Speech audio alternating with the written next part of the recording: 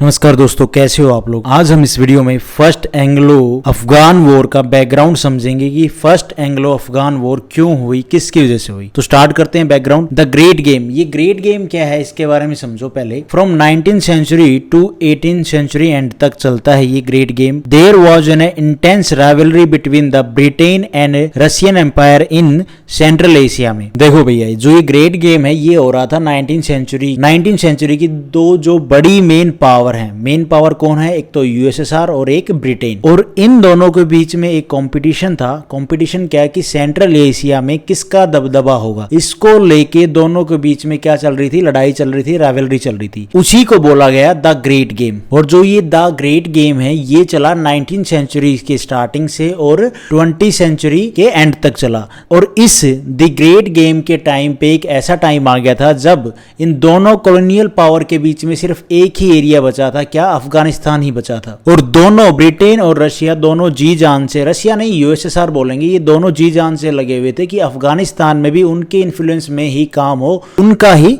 Control हो। 1830 तक India के ऊपर almost British east India Company का कंट्रोल था, लेकिन सिंध और पंजाब पे पूरा कंट्रोल नहीं था ब्रिटिश ईस्ट इंडिया कंपनी का। In the early 19th century Russian influence in Persia, जो आज के टाइम पे ईरान है, इस पे क्या हो गया? इंक्रीज हो गया रशिया का influence. It was a major setback, और ये एक बड़ा धक्का था ब्रिटेन के लिए। To the British plan, Britain वालों का प्लान था to establish of a new route by, एक ट्रेड जो न्यू रूट था उसको स्टैब्लिश करना था इन्होंने, बाय रिवर यूफ्रेट्स। अब आपको लगेगा ये रिवर किधर से है भैया? जब ये रिवर क्रॉस करेंगे ना, अब यहाँ पे ये ईरान वाले एरिया में, मतलब क्या है, पर्शिया वाले एरिया में, अब यहाँ पे तो रशिया का कंट्रोल हो गया है। अब ये ट्रेड कैसे करेंगे? ये अपना जो नया ट्रेड रूट है इसको कैसे स्टैब्लिश करेंगे? क्योंकि रशिया इन्फ्लुएंस हो गया है पर्शिया में, मतलब ईरान में। लेकिन रशिया की वजह से इनका जो ये प्लान था ना नया न्यू ट्रेड रूट ओपन करने का बाय रिवर यूफ्रेट्स के थ्रू, तो ये तो इनका धरा का धरा रह गया, क्योंकि ईरान में क्या इन्फ्लुएंस रशिया का हो गया। अब क्या होता है कि वी नो दैट इन 1488 में कैप ऑफ गुड होप की डिस्कवरी के बाद यूरोप से इंडिया तक का एक सी रूट मिल गया था। मतलब क्या है? 1488 में कैप ऑफ गुड होप का जो ये ट्रेड रूट था ये यूरोप को इंडिया से कनेक्ट कर रहा था, लेकिन इससे भी बेहतर रूट की खोज लगातार चल रही थी। और इसी खोज का रिजल्ट निकला क्या? स्विज कैनाल, जो आज के टाइम में भी आप इससे रिलेटेड काफी न्यूज सुनते हो। स्विज कैनाल में पीछे तो एक रिपोर्ट आई थी, एक पूरा शिप ही उसमें क्या है, जैसे ये स्विज कैनाल है तो यहाँ पे वो शिप ऐसे खड़ा हो गया था, फंस गया था। तो इस तरह की न्यूज आती रहती है। और इसी चीज को जो ये लगातार खोज चल रही थी ना, इसी चीज का नतीजा था कि स्विज कैनाल के थ्रू रूट खोज लिया गया था। लेकिन ये रूट रेडी हुआ था 1869 में, स्विज कैनाल वाला। हम बात कर रहे हैं भैया 1830s की, ठीक है। ब्रिटेन तो इस टाइम 1830 के टाइम पे ये ब्रिटेन क्या चाह रहा था? यूफ्रेट्स रिवर के थ्रू एक ट्रेड रूट को एक्सप्लोर कर रहा था। बट लेकिन पर्शिया में यूएसएसआर का इन्फ्लुएंस होने की वजह से ब्रिटेन का जो ये प्लान था नया ट्रेड रूट डिस्कवर करने का यूफ्रेट्स रिवर के थ्रू, ये क्या है? फेल कर जाता है। और ब्रिटेन का एक बड़ा फियर ये भी था कि यूएसएसआर ने पर्शिया मतलब ईरान में तो अपना इन्फ्लुएंस कर ही लिया, अगर अफगानिस्तान की तरफ इन्होंने रुख कर लिया और वहां पे भी अपना इन्फ्लुएंस बढ़ा लिया तो भैया फिर तो क्या करेगा यूएसएसआर? इंडिया की तरफ देखेगा। इंडिया की तरफ क्या है? मतलब इंडिया में कौन है? ब्रिटिश ईस्ट इंडिया कंपनी का पूरा कंट्रोल है। तो उसको वो हटाने की कोशिश करेगा। उसको किसको? ब्रिटिश ईस्ट इंडिया कंपनी को इंडिया से हटाने की कोशिश करेगा यूएसएसआर, और अपना इन्फ्लुएंस बढ़ाने की कोशिश करेगा। तो ये फियर बना हुआ था किसको? ब्रिटेन को। Britain fear Russia invade Afghanistan, and if this happen then with this development British East India Company got alarmed about the possible Russian plans regarding India। और उस टाइम पे जो गवर्नर जनरल थे इंडिया के वो कौन थे? ऑकलैंड। ये कब आए? 1836 में इंडिया आए। He understood the situation, और ये सारी जो मूवमेंट हो रही थी, सारी जो सिचुएशन हो रही थी यूएसएसआर की ईरान में और फिर अफगानिस्तान की तरफ रुख करने की, इस सारी सिचुएशन को, इस सारी चीजों को क्या है? ऑकलैंड ऑब्जर्व कर रहे थे। The need was felt for Afghanistan to be under control of ruler friendly to the British. और इस चीज को देखते हुए ऑकलैंड कहते हैं, वो सोचते हैं कि भैया हमें जरूरत है अफगानिस्तान को अपने फेवर में लिया जाए और एक जो वहां के रूलर हैं उनको ब्रिटिश ईस्ट इंडिया कंपनी की तरफ फ्रेंडली किया जाए। और इन दैट टाइम, और उस टाइम पे अफगानिस्तान के जो रूलर थे जिनको अफगान लैंग्वेज में क्या बोला जाता है? Aamir.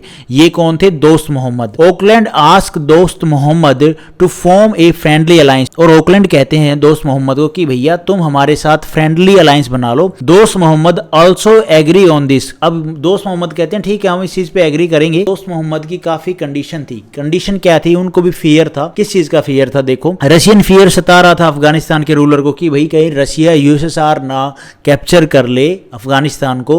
Relation with Iran Persia not good. और जो रिश्ते थे ईरान के साथ में अफगानिस्तान के, वो भी मतलब पर्शिया के साथ में वो भी अच्छे नहीं थे।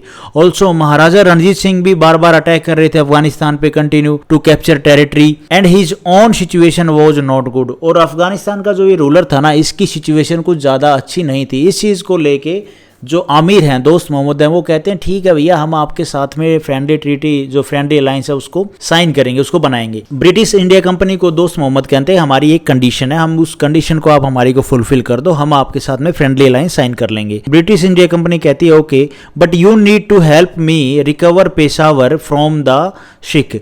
अब ये जो अफगानिस्तान के रूलर है ना दोस्त मोहम्मद, ये कहते हैं ब्रिटिश इंडिया कंपनी को भैया आप हमें जो ये पेशावर है ना इसको वापस दिलाओ सिख से। सिख मतलब महाराजा रणजीत सिंह से, जो इन्होंने कैप्चर कर लिया। ये कैप्चर किया था महाराजा रणजीत सिंह ने कब? 1834 में। हेयर प्रॉब्लम, अब यहाँ पे एक प्रॉब्लम क्या है कि ब्रिटिश इंडिया कंपनी ने ट्रीटी साइन की थी महाराजा रणजीत सिंह के साथ में 1809 में, ट्रीटी ऑफ अमृतसर।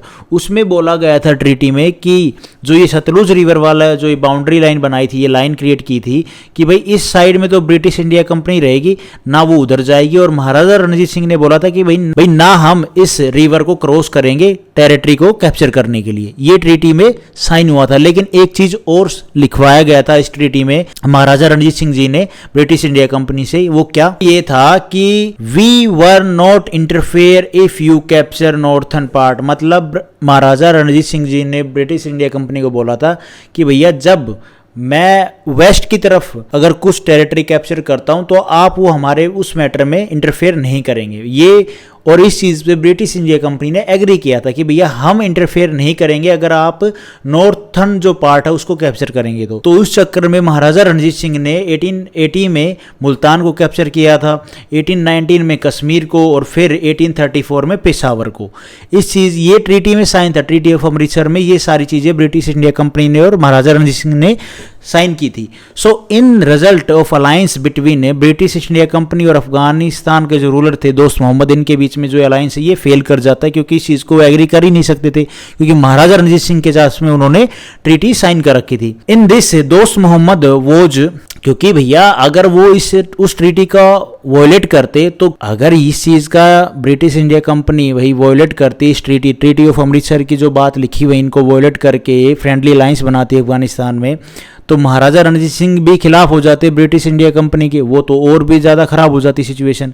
तो इस चक्कर में उन्होंने उस ट्रीटी को तो कंटिन्यू रखा और इनके साथ में जो ये अलायंस बनाने की बात हो रही थी ये फेल कर जाती है। In this Dost Mohammad now turn to Russia and Persia for help. और इस चक्कर में दोस्त मोहम्मद किसकी तरफ देखते हैं? रशिया यूएसएसआर की तरफ देखते हैं हेल्प के लिए, और पर्शिया मतलब ईरान की तरफ।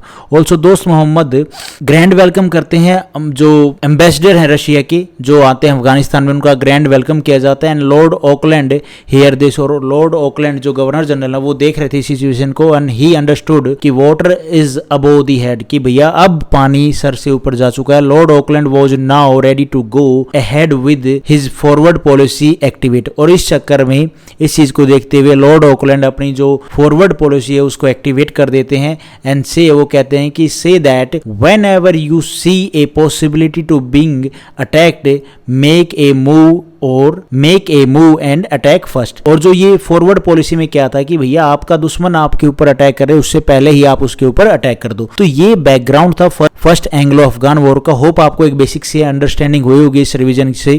Thank you for watching this video. आपको ठीक लगी तो लाइक करना, चैनल पे नए हो तो गाइस सब्सक्राइब करना।